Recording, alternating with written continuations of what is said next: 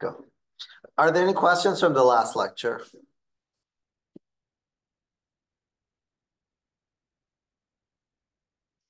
Not as I go through a review of the last lecture, if there are any questions, please ask. All right. Review of lecture 16. So in the previous lecture, we started talking about, we've seen that non-abelian gauge theories give us interacting quantum field theories in the infrared, and the gauge boson was ending up being massive vector field. It was a massive vector field. Sorry, massless vector field. Phenomenologically, in nature, we see massive vector fields. And we know that from a fundamental point of view, they have poor UV behavior. And then we said that spontaneous symmetry breaking gauge theories gives us low energy massive vector fields with good UV behavior guaranteed by the gauge invariance principle.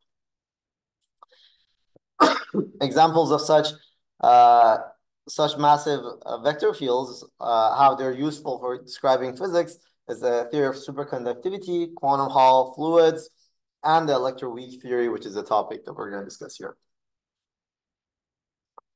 So we reviewed spontaneous symmetry breaking of global symmetries. By definition, spontaneous symmetry breaking is when your currents are conserved. So you have conservation laws, but the ground state is not respecting the symmetry. So ground state is not preserved is not killed by the charges. In these setups, we saw that in the case that we have a global symmetry, continuous global symmetry, when you have spontaneous symmetry breaking, you end up with massless scalar fields. And we have one scalar particle per generator of the symmetry that's broken, per broken symmetry generator, and they're called the Nambu-Goldstone bosons. The example that we discussed in detail was the ON model with the following Mexican hat potential. Sorry.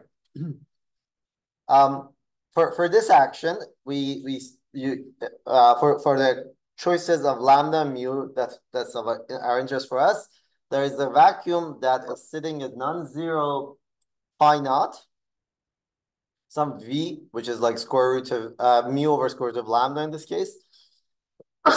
And if we expand around such a vacuum, as we did, so for example, the expectation value is v, the fluctuations in the radial direction, we call it sigma, and the fluctuations in orthogonal directions, we call them pi's. Expanding the action around this vacuum gave us the action for these fluctuating fields, sigma and pi. And not surprisingly, pi ends up being massless because it just rotates you around the vacuum, right? Whereas sigma is massive because it corresponds to radial fluctuations, and there is like a second derivative for that curvature for the saddle. These pi k fields, these are the Goldstone bosons in the theory. The continuous transformation that we're talking about, the global transformations since phi a to some epsilon delta phi a, the potential is unchanged under this. To the lowest order in epsilon, under this variation, we end up with delta phi a, the variation of the potential with respect to phi a is 0. If you take further another differentiation or variation with respect to delta phi b, you end up with this equation. This is just simply the mass term, the mass matrix, right? And if you evaluate this equation, at the minimum, this is 0. This term drops out, and you end up with delta phi a, the mass matrix is equal to 0. This is the proof of the Goldstone theorem. It says that if delta phi a corresponds to a symmetry, well, of course, delta phi a is going to be 0. So then MAB could be anything. There is no constraint on the mass matrix of mass of the mode that has a symmetry. But if delta phi A is not equal to 0, every broken symmetry generator will have to have, this term will have to vanish because this equation has to remain valid. And that was the derivation of the Goldstone theorems. Are there any questions about this?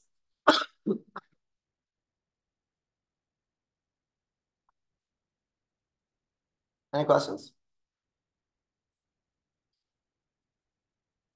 Okay, so that was a review of spontaneous symmetry breaking for global symmetries. We said that we're interested in spontaneous symmetry breaking gauge theories. So a few important comments is that gauge transformations are not symmetries, so it doesn't make to say we're breaking. In particular, importantly, we saw that what happened was that when we had gauge invariance, you had the theory with non-local interactions, non-locality, and we insisted on a local description. That's why we had to introduce these gauge degrees of freedom. It was a long-range force. Spontaneous symmetry breaking is a setup where you end up with the gauge boson that is like mediating, is a local description of your theory with non-local interactions, but it's no longer long range, which means that the gauge boson will have a mass. Importantly, there is no Goldstone boson for spontaneous symmetry breaking gauge theories. We saw that it's actually quote unquote eaten by the gauge field because a massless gauge field will have in 4 dimensions will have because it's massless vector field, it will have 2 degrees of freedom, right? We saw that in like polarization of photon, right? Do you remember how the counting worked? So A0, the solution of it was decouples. It's just a potential, right? You could integrate that explicitly. It's just a constraint. And then there was a transversality. It had to be transverse that kills the 100 degrees of freedom. You're left with 2. But when you have masses, you don't have that transverse condition anymore. You have 3 degrees of freedom. The gauge invariant description is in terms of a vector field that is gauge invariant, and you have 3 degrees of freedom. There is no way of distinguishing the Goldstone boson from the rest of them, right? Gauge transformation will mix the quote-unquote Goldstone boson with your gauge field. Good. We said that this is also consistent with word identities because in the past, with in part 1 of the course, we made this comment about how gauge invariance seems to require the gauge field or the gauge boson to be massless. The argument for it was coming from the following fact.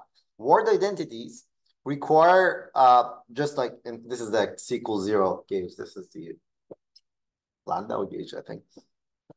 Require this form for the propagator, right? And we said that if this is the 1pi diagrams, that under the resummation, this is the form of the full propagator, right? Photon will remain massless if pi of q has no poles that's q squared going to 0. When in 1pi diagrams, there were massive modes, for example, QED, there was a fermion loop. We saw that the pi of q came out as smooth as q going to, analytic as q going to 0. Now, what happens is that if there are massless modes in the Lagrangian, at least naively, it's no longer true that we're no longer guaranteed that pi q is going to be analytic or nice as q going to 0. That's precisely what happens in spontaneous symmetry breaking. So you end up with a massive gauge field that preserves the transverse condition. So word identities are satisfied and you have a mass. Another example of this that we're gonna come back to is 2-dimensional QED. 2-dimensional QED, the gauge boson is massive. You still, of course, it's a gauge field, so you have word identities. Good. All right. What we're going to do today is we're going to quantize spontaneous symmetry breaking gauge field. So what you're going to see is the analog of the prescription that we use to quantize non-abelian gauge theories, right? We did Faddeev-Popov. There was an RC gauge that we picked. We took the path integral, right? We did Faddeev-Popov. We wrote Feynman diagrams that included the ghost that was coming from the determinant of the gauge fixing condition. Anyway, so we're going to do all of that for spontaneously symmetry broken gauge fields, right? The punchline in advance is this. In the case of in the standard story, we saw that the ghosts decoupled in abelian theories, right? We picked gauge conditions that were linear. It gave us the RC gauge. Everything was fine and good, but the ghosts decoupled. So we could just discard them because it just contributes as an overall constant to the path interval. We just discard them. We don't need them. In non-abelian gauge theories, the gauge fixing condition gave us this determinant that depended on the gauge field, right? It was coming from the fact that covariant derivative, right, has this FABCs. The gauge fields were transforming in, say, for example, an adjoint, and those are the structure constants, right? When we exponentiated that and wrote it in terms of a path integral over ghost fields. Ghost fields were transforming as adjoint, right? But they were scalars with respect to Poincare transformations. And because the determinant that we exponentiated had a mu dependence, we ended up with a vertex that was an interaction describing a mu with ghost. CC bar, right? Ghost, anti-ghost, gauge field. Good? It's all good. You remember? So here what happens is that we're going to do gauge fixing, but we're not going to do the linear gauge fixing that we did before. We're going to use a convenient choice of gauge fixing that gets rid of this annoying term. Once you do this, you use your gauge fixing principle to get rid of this annoying diagram. It comes at a cost. Your determinant of the gauge fixing is no longer trivial. So you have to have ghosts even in the abelian theory. But the grand formalism is not changed, right? It's just still the path integral. There is a gauge fixing choice, and like you calculate the determinant of it. It gives you ghosts and blah blah blah. Now there is one important. We're going to go through it. You're going to see it. But one important thing that happens here is that the resulting ghosts are not coupled to the gauge field. They are going to be coupled. Well, you're going to see the vertex again, right? So is it clear where we're going? That's going to be where we're going to go for the remainder of this semester, this lecture, and that's what we mean by quantization of spontaneously symmetry broken gauge theories. We're just going to repeat what we did for Faddeev-Popov, all that. Now, taking into account that we have this annoying term that as we expand the Lagrangian, we did that last time, right? We saw that there was this was the phi term. I'm going to say that was mixing with a mu, right? We can remove this term using gauge fixing, but it gives us these ghosts. Okay, so let's start with the abelian gauge theory, the simpler case. This is U1. This is the action, right? And I'm going to keep V phi general. Just keep in mind that the second derivative of V phi, right, around the classical minima is the mass matrix, right? That's what we call the mass matrix. So the classical minimum, I'm going to take it to be like this. A mu is 0, and there's pi 0 over square root 2. Square root 2 is just for convenience. It's a complex field. So I'm going to expand phi in terms of real and imaginary parts. Last time, I didn't give these guys names, but now today I'm going to give them names.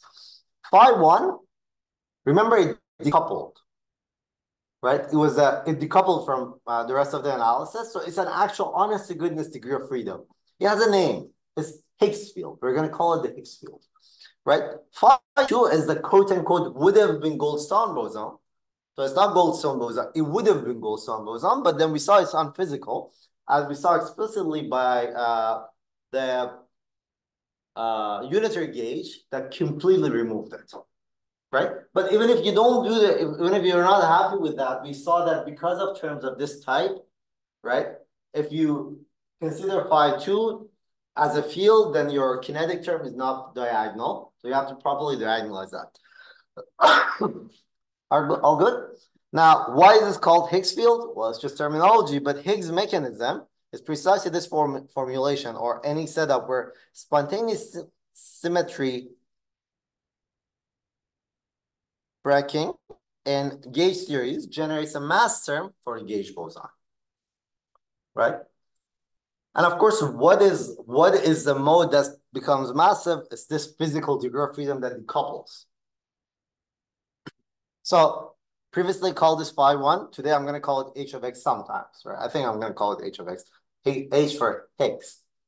But I'm just repeating the same thing, right? Like I'm not doing anything new. So last lecture we wrote these equations using phi 1 and phi 2. Now I'm going to write them as h, and I'm going to repackage terms a little bit differently. But it's the same, just like this, a line or two of algebra to compare the two. Okay, so what's the Lagrangian? As quarter f uno squared minus v of phi. Remember that this v of phi will give you the mass matrix. Sorry.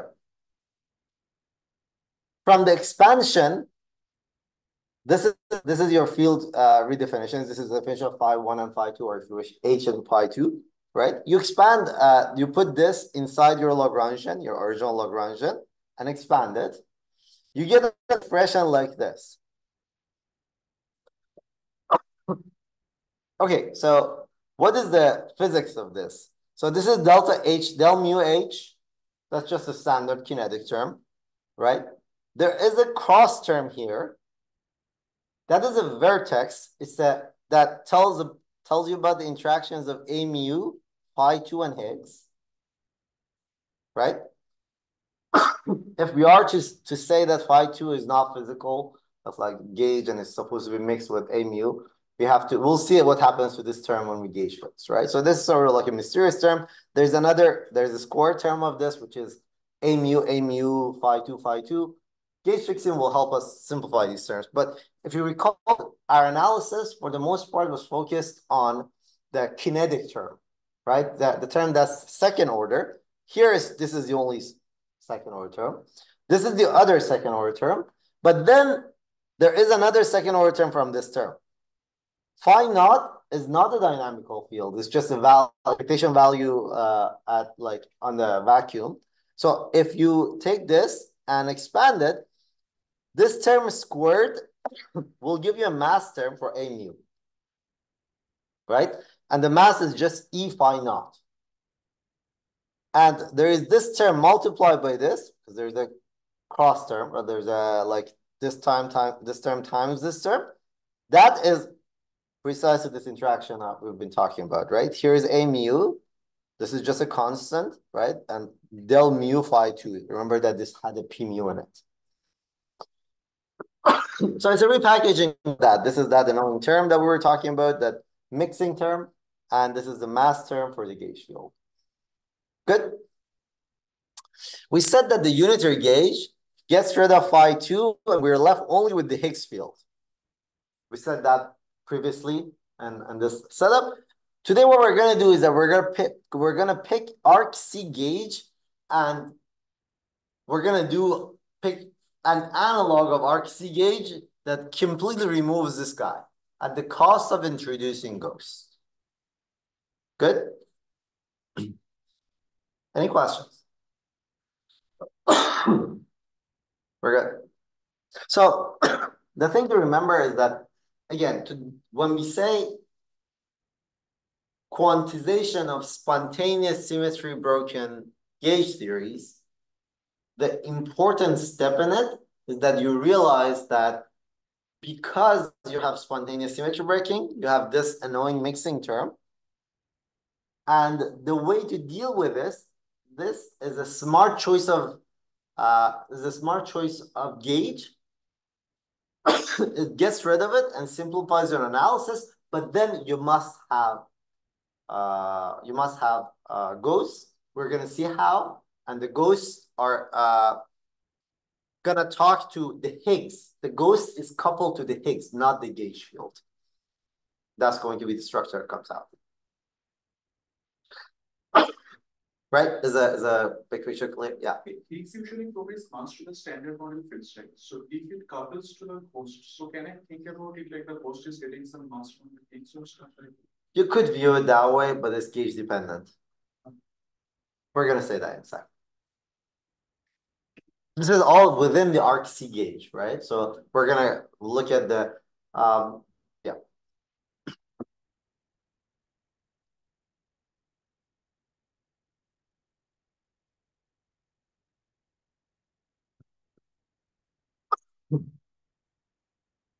Any other questions? All right, so let's see how the ghosts appear, how we go about quantizing the abelian case. The gauge choice the gauge choice we're gonna pick is, remember the kind of gauge choice that we had before? Del mu of A mu was some omega function. Now, I'm gonna pick this omega function to be proportional to phi naught and phi 2.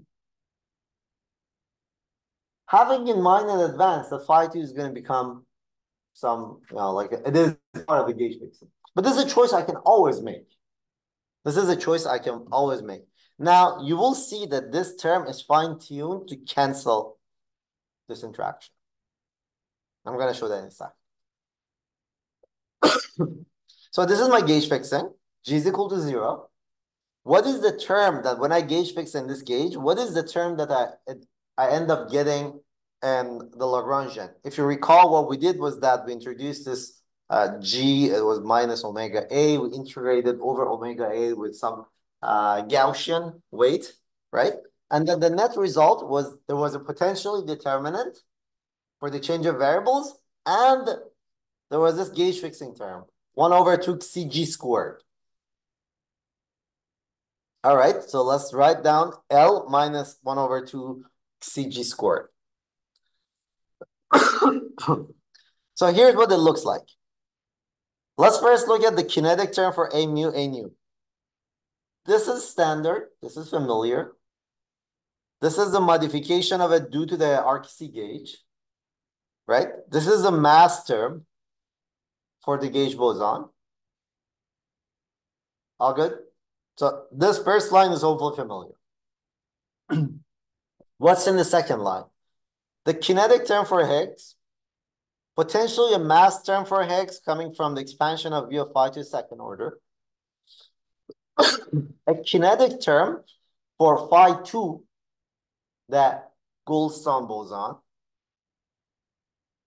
A mass term for phi 2, as we just talked about. But the mass term for phi 2 comes out as C dependent.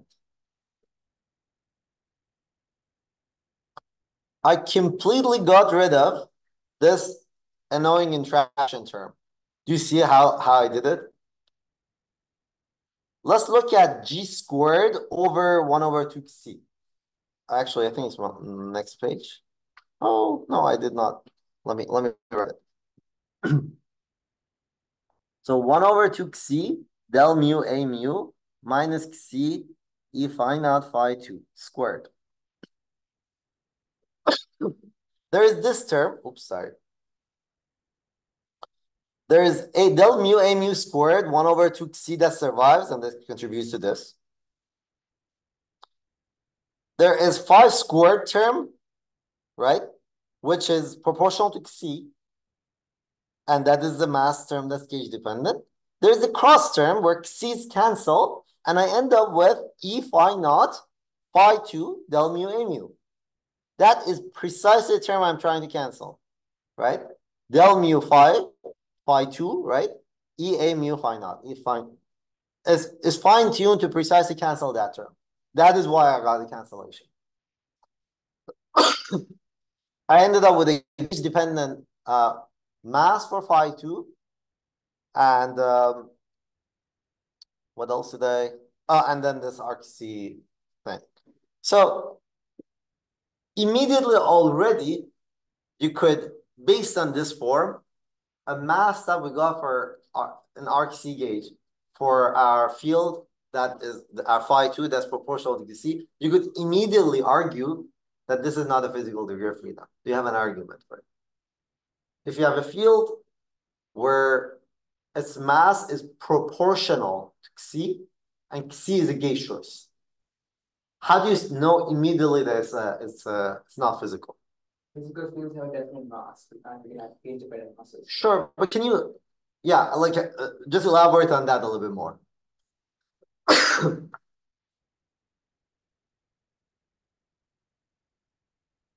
If C is up to, if it's up to me to pick C, I'll pick C to be infinite. Then the field is infinitely massive. It's just not going to fluctuate. A field that's infinitely massive, right? There are no fluctuations associated with it. It's non-dynamical, right? Is that clear? We're going to see that. The unitary gauge is precisely C going to infinity. C equal infinity is the unitary gauge. Is it clear how this analysis, how I fine-tune this gauge fixing choice to get rid of the... Right. Remember that we could have done these weird choices. We could have made these weird choices for the standard quantization of the abelian gauge theory. We would have ended up with ghosts, but that's silly, right? We picked, sorry, we picked some linear gauge choice just to simplify our analysis. If we could decouple in mode, we will decouple it, right? Is that clear? Here, there's no choice. We got to deal with it. Good.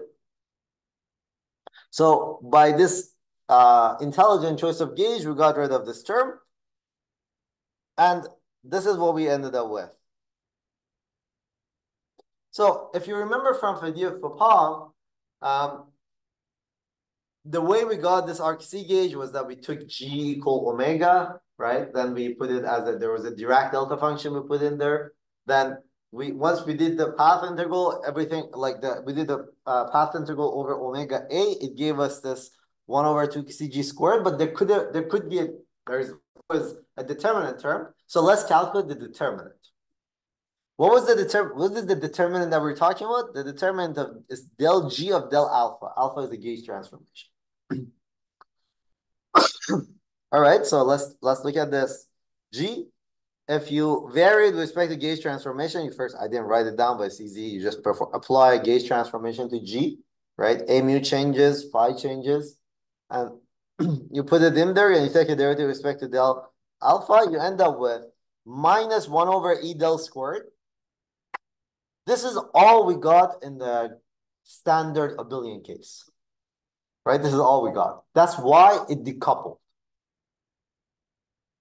But here we end up with a term, it's C-dependent, but it has the Higgs in it. The Higgs is in there. It is a choice of gauge, right? The fact that this determinant you could make the, like by picking C equals 0, you could get rid of this determinant altogether. You could decouple the ghost, but then you have to deal with that annoying term, your Lagrangian, right? In non-abelian gauge theory, it was not a choice, right? The interaction we had was genuinely, it's honest to goodness covariant derivative. It was FABC. There was no gauge choice that was giving us this thing. And of course, when we do spontaneous symmetry breaking of non-abelian gauge theory, something more complicated is going to sit there. Good. All right. So what is this determinant? It's basically C bar. You take this determinant log of the determinant that put it in the action, and this is the expression you find. MA, remember, is Did I make a mistake? This looks like I made a mistake because MA is E phi naught. I'm missing a factor of E somewhere. No, you're not. Because there's 1 by E in front of the del square, right? So oh, yes. Thank you. That out there, yes. Thank you. Correct. Yeah, I've eaten that 1 over E in the definition of C. Thank you. So here it is. It's just MA squared. Good. And 1 plus H over phi naught. This is the coupling of the ghost anti-ghost to the Higgs. As I said before, in the usual non-abelian gauge theory story, the resulting ghost was coupled to the gauge field. Here it's coupled to the Higgs. And when we talk about spontaneous symmetry breaking of non-abelian gauge theories, there will be coupling between the ghost and pretty much like, well, MU and the Higgs, everything, right? All right. So let's go through the propagators. Yeah. Up to the original diagram. Yeah, this one. Yeah. Doesn't phi 2 is it decoupled from the rest of the fields? Is phi 2 It's decoupled from H and A, right? No. Here I'm only expanding the Gaussian part of it. It's not decoupled here. You see, it's not decoupled. Phi 2. Oh, you're not included. Right. I'm just expanding the simple kinetic terms. Ah. Yeah. So there are other terms of that to worry about.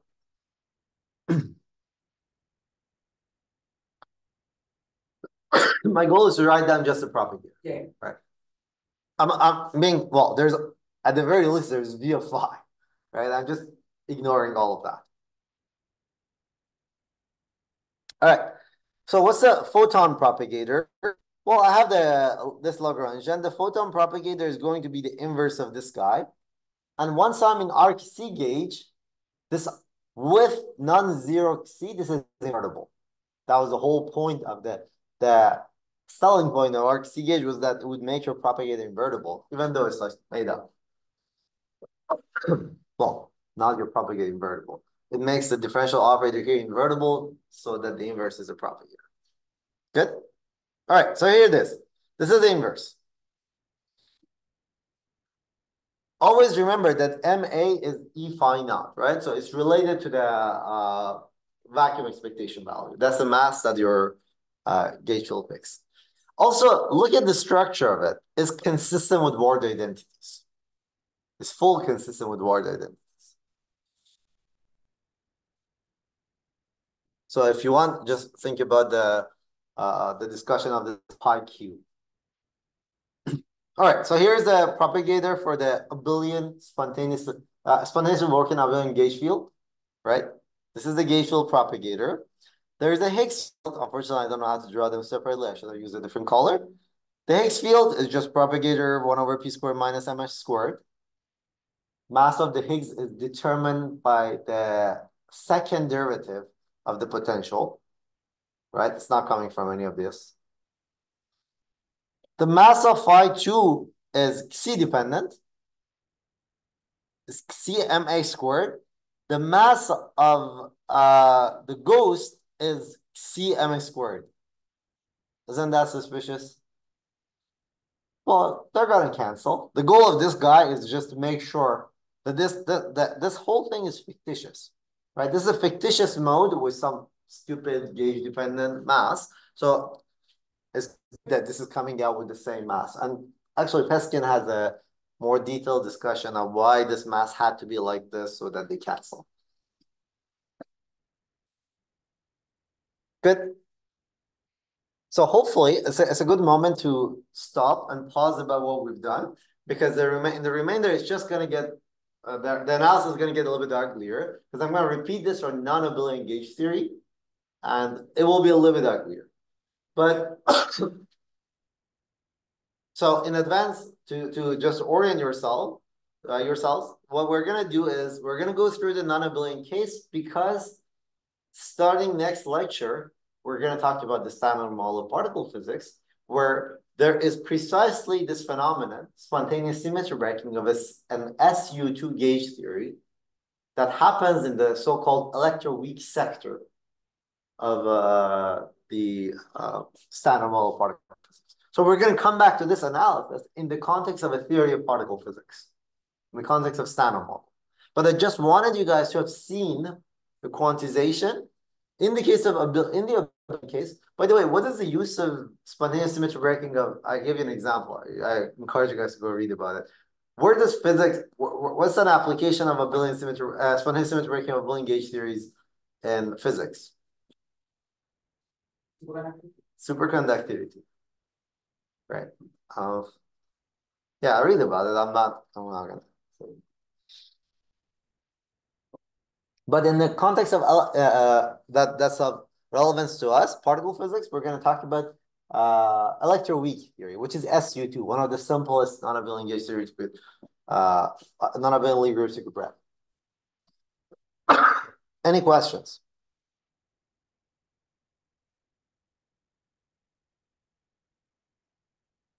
All right, the non-abelian case. Okay, so we're gonna go through this.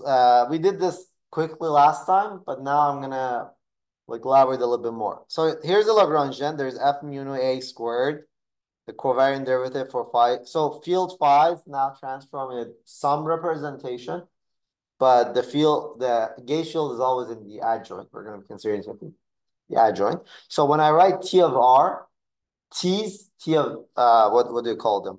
T's, all the T's that they have are for the matter fields. Actually, no, that's good. That's good. So here's a transformation of the charged non-abelian charged matter field, and here's the covariant derivative.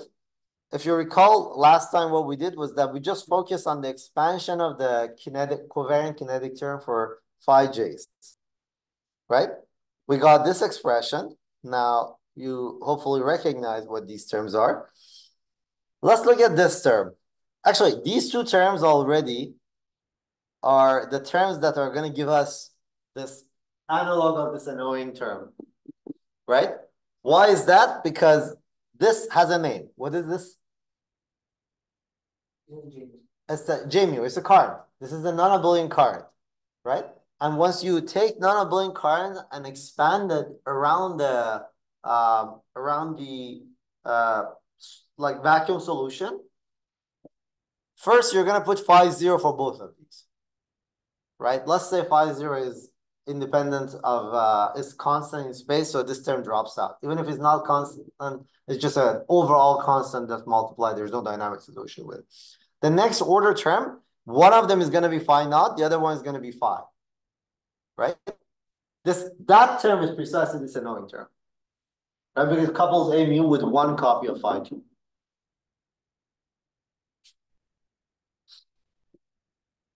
Right? Why is it not? Okay, very good. Wow.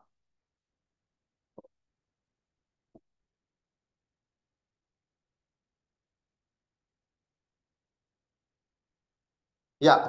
Okay. When it couples, I claim that this term ends up coupling phi 2 to a mu. Why doesn't H appear here?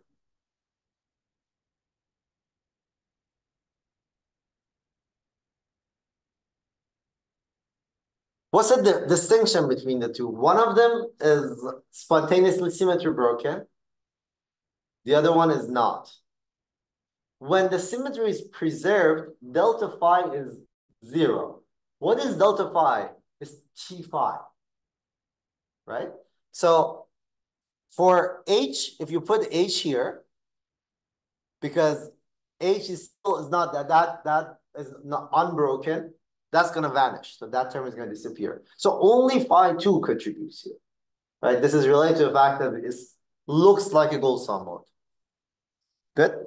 And this term expanded around if you put phi 0 around the vacuum, will give you a mass matrix for a mu for the gauge field. And then there are interactions. Right? At higher orders are interactions. But at the moment, we're just dealing with the kinematics of it, right? The second order term.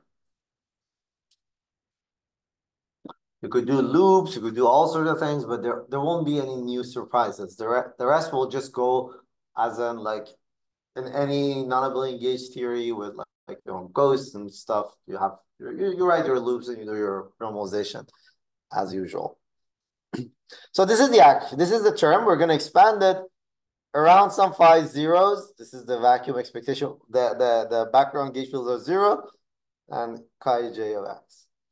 So far, the only time we expanded around non-zero gauge fields was when we were writing down the effective action for background gauge fields, and we used it as a quick and dirty way of calculating the beta functions, right? In all these spontaneous symmetry broken phases we were talking about, a mu is 0. That was like a good trick. It's a trick that's often used in physics. Good? All right, so here's the mass matrix. It's basically this term, right, with phi naught put here.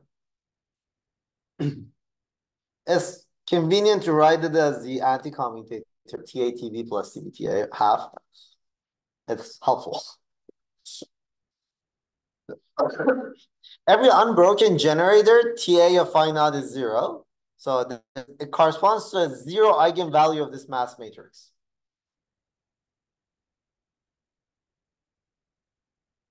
Right? So in the expansion of d mu of phi j squared, just the line above here, we found these two terms that correspond to the following vertex. These are the non-abelian analogs of this annoying term.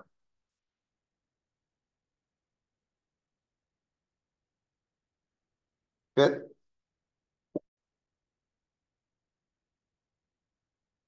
So far, we saw this in the previous lecture.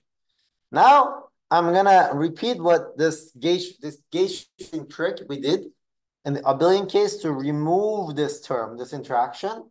It will give me, I will end up with ghosts. So we'll see how that works. The mixing term is this that I'm trying to get rid of. The gauge, so I'm going to show you how to reverse engineer this term to cancel that, right? So the structure of it is going to be something like this. Del mu of A minus some C omega A. And now I'm going to make this phi dependent because, of course, I want to get the cancellation. All right. So C equals 0, F is F0 of A minus C omega A of phi. Good. The term that I'm going to get in the gauge fixing, the gauge fixing term in the Lagrangian is 1 over 2C GA squared. This is what it looks like. I'm going to expand it. So there's FA omega F0 A squared. This is just del mu A squared.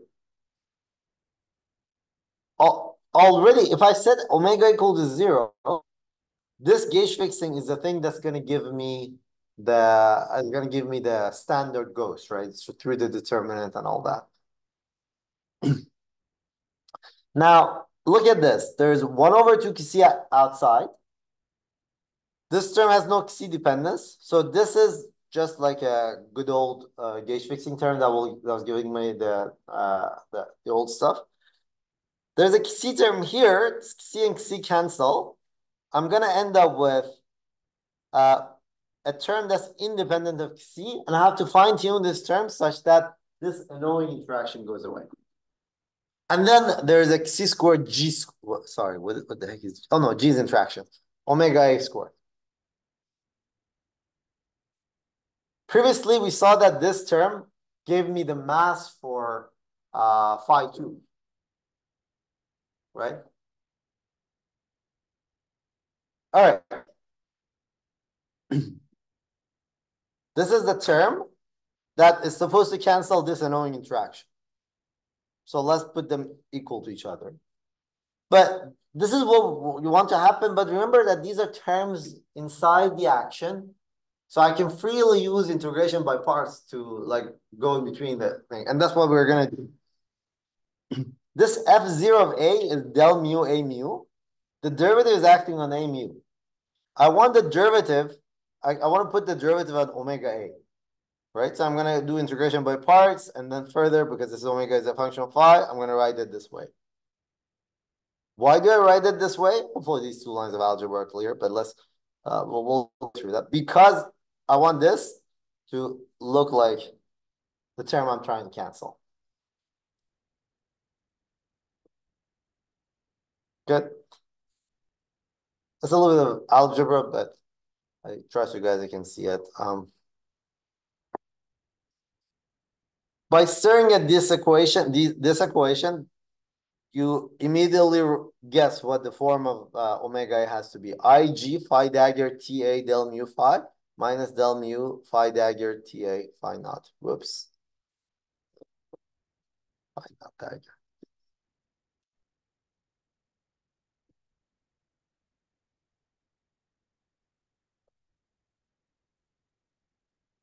What was the classical analog? What was the abelian analog of this?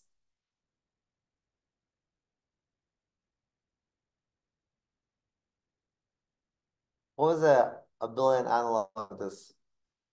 How is it a derivative?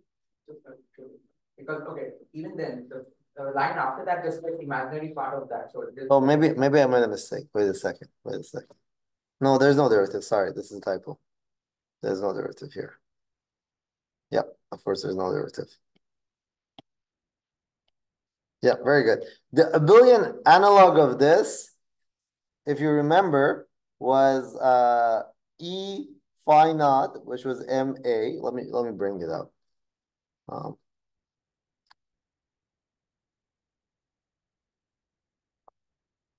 This CMA phi 2, right? So let's just see what we're getting here. Here we're getting well, omega, there's C outside of omega A, my gauge fixing here. So this is XC, explicit XC. So omega A has to be MA phi 2, basically. Yeah, the non-abelian analog of that.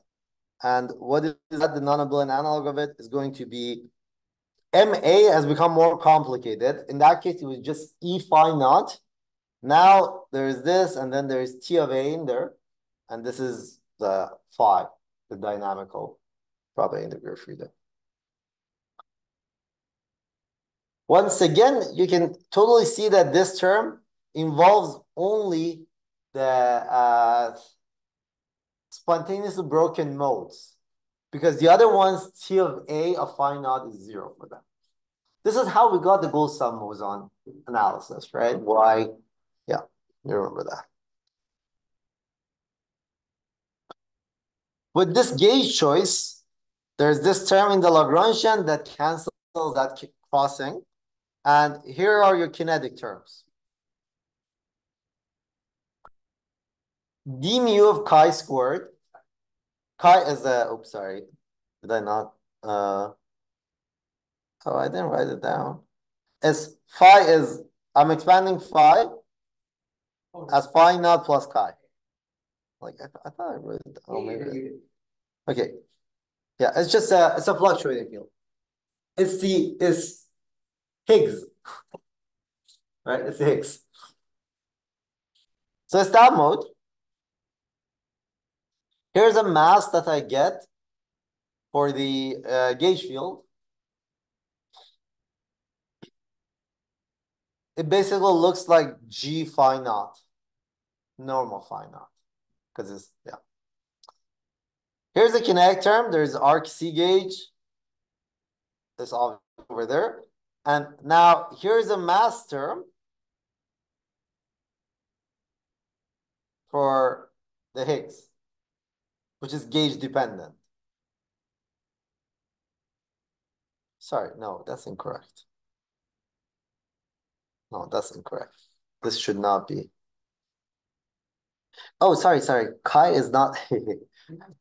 Chi is like phi 2. Chi is like phi 2. Yeah. Where did I write chi? Couple of pages. 2 more pages about 2 or 1. Okay. Where? Cross. Ah. Well, actually, as I've written it, it includes both of them. Yeah, you're not splitting. Yeah, you're not split. I'm not splitting it. That's why it looks weird, right? Okay, so these divisions are correct. Because then T of A of phi naught would be 0 for that mode, blah, blah, blah. All right. All right, here's the kinetic term. This is what we've been talking about, and this is the mass term for the gauge field. Let's call this mass matrix, let's call this the mass matrix MAB squared, right? In Fourier space, this whole expression looks like delta mu nu p squared delta AB minus this mass matrix plus 1 over xi da da da. So the propagator is the inverse of this. And it's a good thing that for one, because we are in arc C gauge, this is invertible. This is the inverse of it, where M is the matrix, AB. That's how I'm dealing with the indices. Now check that this is actually the inverse. There's a couple of lines of algebra. The inverse of this guy is this. But importantly, you realize that you see that the poles of the propagator occur at the eigenvalues of M squared. Right? This expression hopefully clearly tells you that the poles of the propagator are at the eigenvalues of M squared, which are the physical masses. Once you diagonalize properly, those are going to be the masses. Good? All right.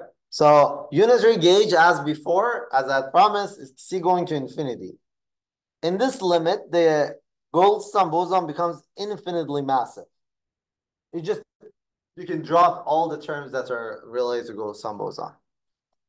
And the unitary gauge, whoops, I don't know how to write this down. Delta mu nu C infinity.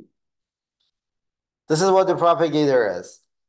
P squared I minus M squared half minus 1. Eta mu nu identity minus P mu P nu. Handwriting is not.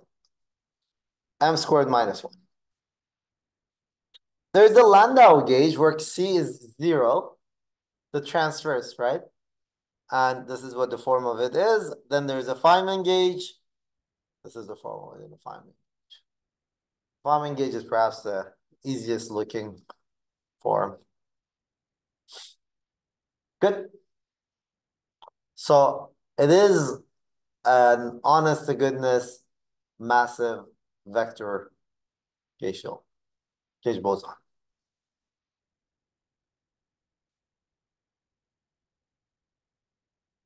All right. Now let's look at the ghosts. The gauge variation of the Lagrangian, or this is the gauge transformations of the Lagrangian. We made a choice of the gauge. You have to go a couple of lines, a couple of pages above. Take your variation of GA with respect to delta B. The resulting differential operator, the determinant of it is related to the ghost thing. So if you recall, for the case in the standard case of when there was no spontaneous symmetry breaking, it was just 1 over G del mu of D mu AB. It was just this term. And this has to do with, there's an A mu in here in the covariant derivative. FABC of covariant derivative. But now there's a C-dependent term in here, which couples phi naught, right, which couples chi to phi naught. Well, sorry, chi to the ghost fields, not phi naught, to ghost field. Exponentiating this is the expression you obtain. This is the old term that has a vertex in it, the a mu vertex with ghost anti-ghost. This is a new vertex, which is C proportional to C, right? And as couples chi to the ghost. Good? All right. What are the Feynman diagrams? Here's how they look like. You have to use a compact notation. if you recall, when we talked about, we introduced this FAI when we wrote down this expression, when we wrote down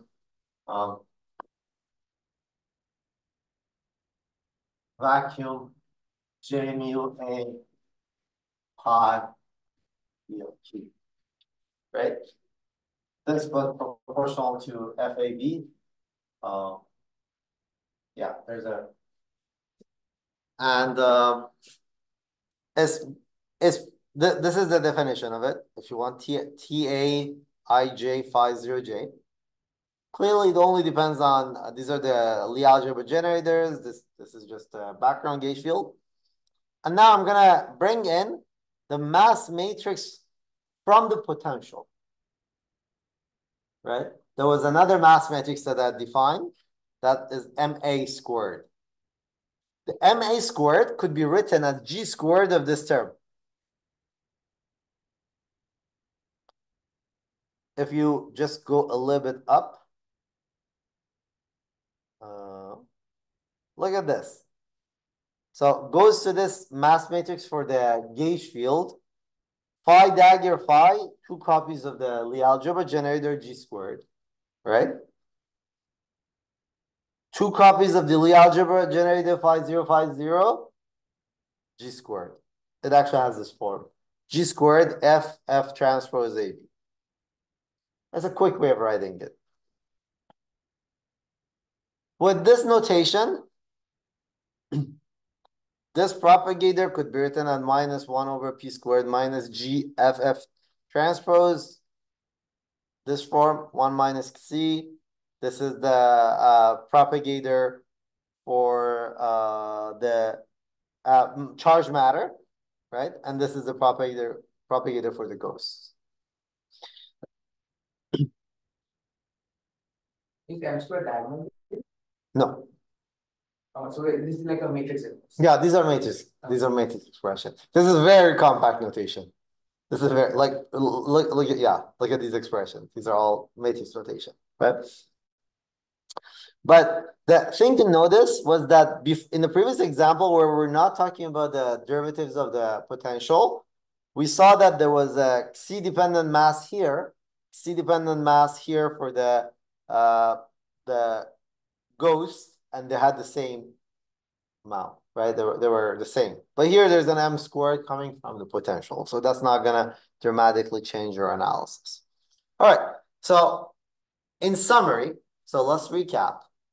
In summary, what have we done? Previous lecture and this lecture, what we did was we went over spontaneous symmetry breaking for gauge theories. We made a comparison with spontaneous symmetry breaking of global symmetry, where there was a Goldstone boson. Here, what happened was that there was no actual symmetry. Around the non-trivial vacuum for the charged matter, right? You ended up insisting on a local description. You ended up with a massive vector field. Gauge invariance was cool with it. There were ward identities. And all of that was consistent because, yeah, there's a consistent story over there. Now, the one annoying aspect of it was that once you expand the gauge theory around the non-trivial vacuum for the charged matter, you get a kinetic term which is not diagonal. There was this annoying term. So previously, you could try to make it diagonal, but a more intelligent way of dealing with this is using gauge transformations, right? You could use a gauge transformation that completely gets rid of this term. One way of doing it is by picking the unitary gauge, right? But unitary gauge is not the most convenient gauge. It just completely gets rid of this mode. The more convenient one is the method that we use in Faddeev-Popov. Faddeev-Popov was, you said, I'm going to pick arc C gauge to make the, so that my propagator is nice, right? I can take the kinetic term and invert it. But then you your gauge fixing condition, now you make it to depend on this value of phi, this field. Fine tune it such that this term disappears. And then you go ahead and you construct your action. Even in the abelian case, because of your gauge fixing choice, you end up with ghosts. But the ghosts couple the physical charged mode, Higgs, right? They just couple to Higgs, not to the gauge field. In the non-abelian case, they couple to the Higgs and the gauge field, right? So that's a summary of this. Now, where are we going with this?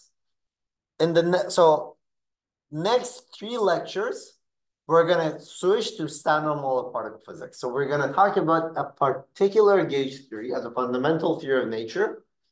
The symmetry group over there is going to be it's going to be gauge theory with a whole bunch of charged matter. And we're going to write down the Lagrangian. We're going to analyze all the symmetries. The gauge group is going to be SU3 times SU2 times U1. The SU3 is going to be related to QCD. SU2 times U1 is going to be related to electroweak. An electroweak undergoes spontaneous symmetry breaking, so we're going to talk about all of that, right? So those are going to be the next 3 lectures. So we're going to talk about quarks. We're going to talk about the actual matter. We're going to find, because of spontaneous symmetry breaking of a gauge field, we're going to find massive gauge bosons. Can you name some? W and Z. Precisely, those are the ones that we find, right? There's W plus minus and Z, right? And then we're going to find a massless mode as well, massless gauge boson as well. That's going to be the photon, right? And there are going to be the gluons as well associated with the QCD-SU3, right? We're going to talk about beta functions of that theory, and we're going to see that it's a sensible theory of nature because it's renormalizable. So those are the next 3 lectures. And by the end of, after that, we're just going to switch to non-perturbative methods. The remainder of the course is going to be about non-perturbative methods, but often we come back to this standard model particle physics as examples. Right? Any questions?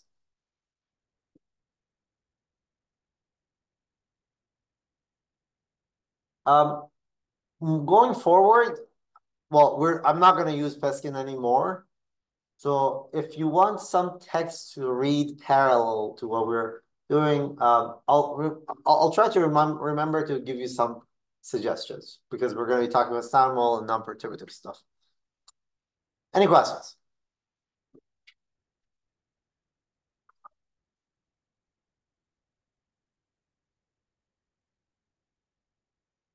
All right. If not, thanks so much.